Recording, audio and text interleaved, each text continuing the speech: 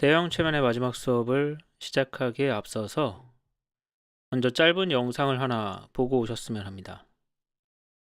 에드윈 에버트가 지은 플랫랜드라는 소설이 있습니다. 이 소설을 바탕으로 칼 세이건이 차원에 대해서 설명하는 영상이 있는데요. 5분이 채 되지 않는 영상이니까 지금 보시고 있는 영상을 멈추고 링크를 눌러서 칼 세이건의 차원을 설명하는 영상을 보시고 그러고 나서 이 영상을 보시기 바랍니다. 다 보셨나요? 지금까지 여러분이 살아온 세상은 모든 것이 하나의 평면에 겹쳐져 있었습니다. 이 평면에는 나와 나를 둘러싼 세상이 존재합니다. 이것을 환경이라고 부릅니다. 우리는 이 환경에서 대개는 무의식적으로 특정한 사실을 선택해서 인지합니다. 그렇게 선택된 사실이 나에게 체험되면서 의미를 만들어냅니다.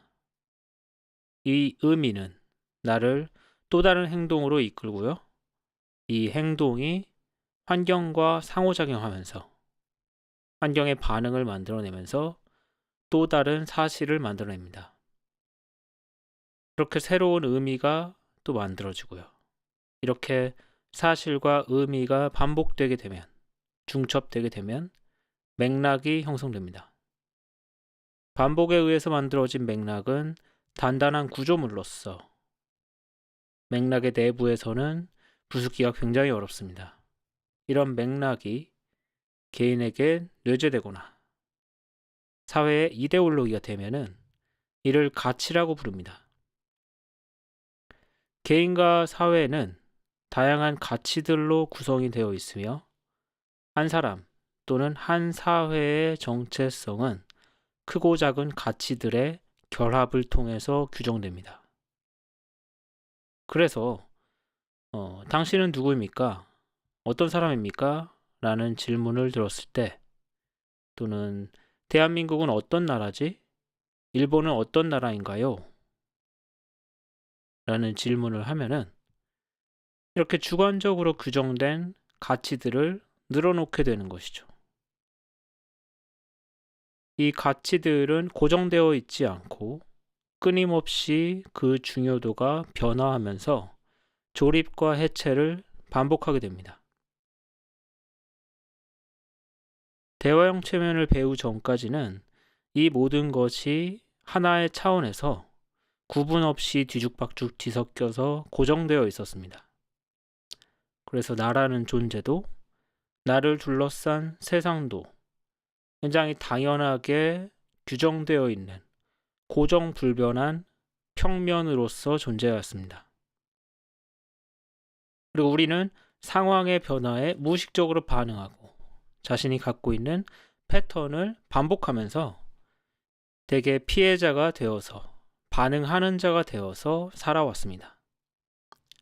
하지만 마치 플랫랜드에서 3차원이 있음을 깨달은 사각형처럼 여러분은 이제 사람의 마음을 다차원으로 확인할 수 있게 되었습니다.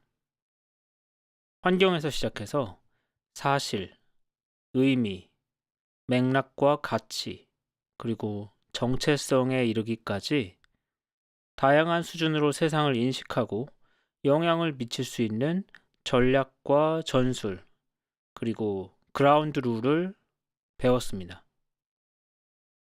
3차원의 세계를 여행하던 사각형이 플랫랜드에 내려왔을 때 갑자기 아무것도 없는 평면에서 사각형이 짠 하고 나타나는 마법 같은 일이 벌어졌습니다. 그리고 사각형이 위에서 왔다라는 것을 플랫랜드의 주민들은 이해하기 어려웠죠.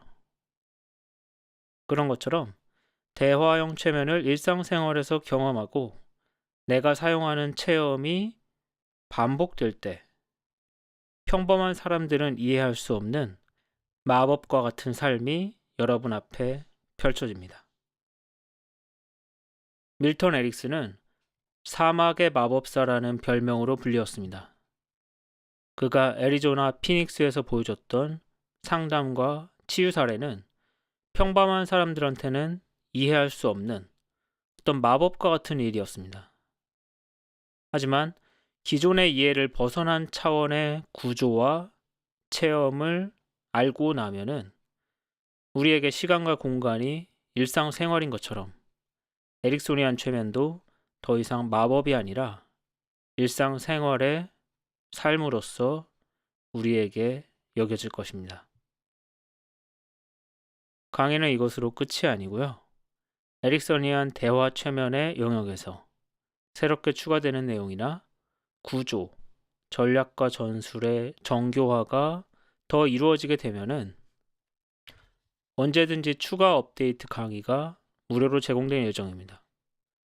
그리고 질문이나 피드백은 이메일이나 에릭소니안 NLP 공부 모임 카페에서 이루어질 예정이니까요. 활발한 활동을 부탁드리겠습니다. 3개월이 넘는 시간 동안 함께 강의를 만들어주신 에릭소니안 NLP 멤버 여러분들께 감사의 말씀을 드립니다.